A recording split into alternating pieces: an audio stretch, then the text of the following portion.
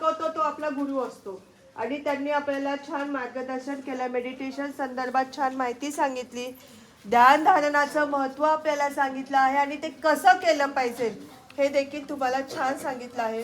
बाळांनो, खरंच योगा, ध्यान धारणा, प्राणायाम या गोष्टींची आजच्या धावपळीच्या जगात खूप आवश्यकता आहे.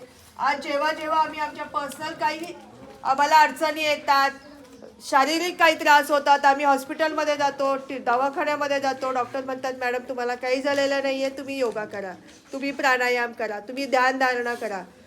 याचा सगळा इफेक्ट आपल्या शरीरावर इतका चांगला होतो की जेणेकरून जे काही आपल्या शरीरामध्ये अंतर्गत आजार असतात ते आपोआप कमी व्हायला मदत होते, किंवा आपल्याला जो काही त्रास होत असतो, शारीरिक वेदना होत असतात, त्या देखील या ध्यानधारणेने कमी होऊ शकतात.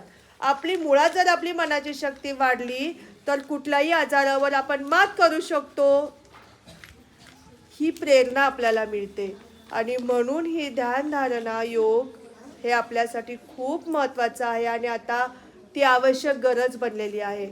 आणि तुम्हाला खूप लहान वयामध्ये एवढी छान माहिती त्यांनी तुम्हाला सांगितली आणि तुमच्याकडून करवून घेतलं. फक्त रोजची 10 मिनिटं तुम्हाला द्यायला सांगितलेत आणि निश्चितपणे आपण ती 10 मिनिटं देऊ शकतो.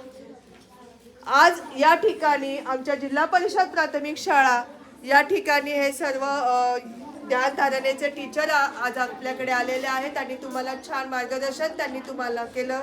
याबद्दल या सर्व शिक्षकांचं मी मनापासून शाळेच्या वतीनं आभार मानते आणि धन्यवाद देखील मानते की त्यांनी छान मार्गदर्शन केलं. आज योगायोग असा आहे की मला देखील तुमची मदतच झालेली आहे. आमचे सर्व टीचर्स इलेक्शन ट्रेनिंगला गेलेले आहेत. पूर्ण शाळेची जबाबदारी आज माझ्याकडे होती आणि तुमची मला मदतही झालेली आहे. यासाठी खरंच मी तुमची शाळेच्या वतीनं खूप खूप आभार मानते आणि पुन्हा एकदा धन्यवाद. थँक्यू.